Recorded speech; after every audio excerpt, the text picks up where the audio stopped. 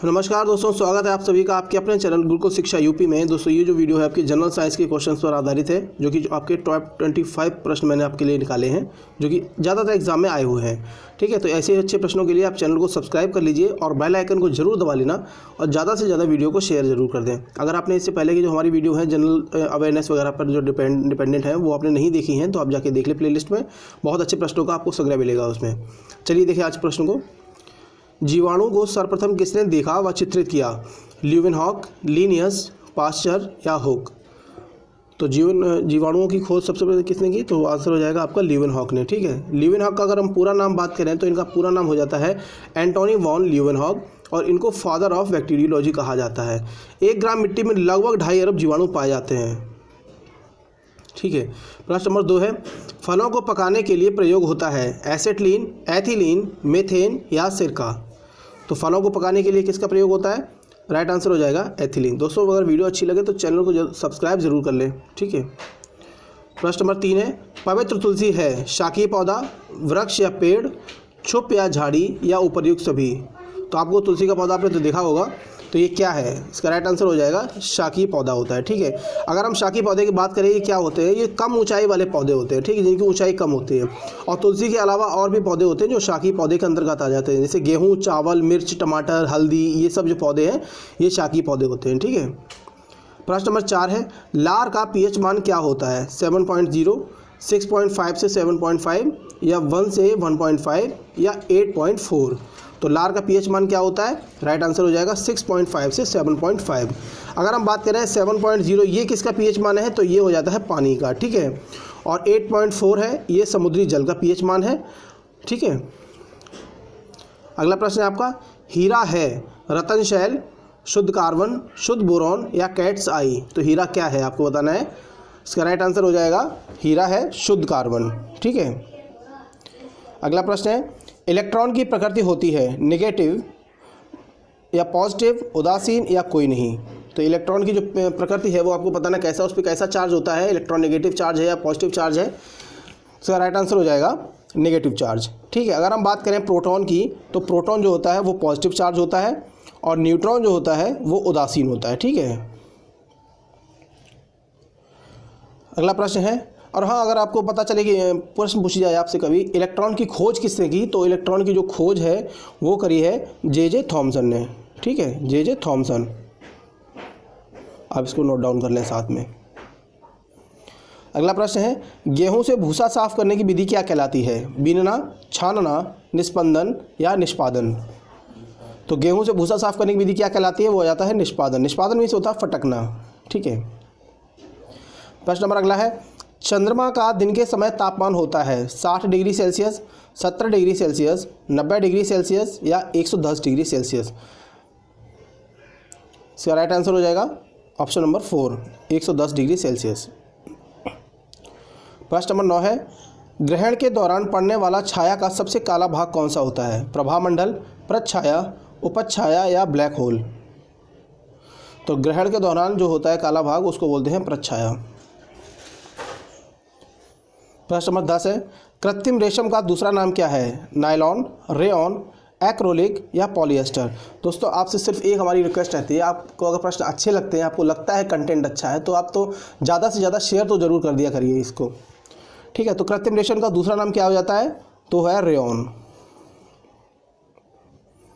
प्रश्न नंबर 11 है, रसोई के बर्तन के हैंडल बनाने में उपयुक्त पदार्थ है पॉलीथीन, नायलॉन, पीवीसी या बेकेलाइट?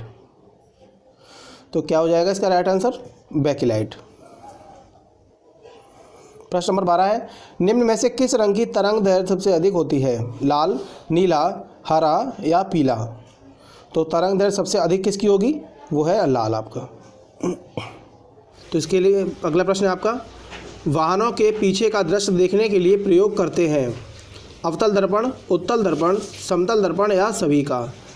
तो जब हम वाहनों से बैठे पीछे का दृश्य देखते हैं तो उसके लिए क्या यूज़ होता है? वो है आपका उत्तल दर्पण। ठीक है,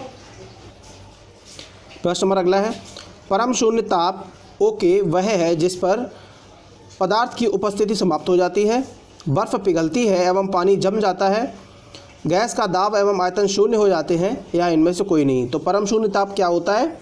आपका राइट आंसर हो जाएगा इस पर गैस का दाब एवं आयतन शून्य हो जाते हैं।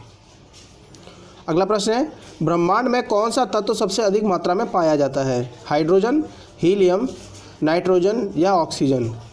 तो जो ब्रह्मांड में सबसे अधिक मात्रा में पाया जाता है वो है आपका हाइड्रोजन। ठीक है। प्रश्न नंबर अगला है आपका, शुष्क बर्फ यानी ड्राई आइस है बर्फ, घन, सोडियम क्लोराइड या द्रवित नाइट्रोजन या ठोस CO2? तो क्या हो जाएगा राइट आंसर आपका? बर्फ घन है, सोडियम क्लोराइड है, द्रवित नाइट्रोजन है या ठोस CO2 है? तो इसका राइट आंसर हो जाएगा ठोस कार्बन डाइऑक्साइड।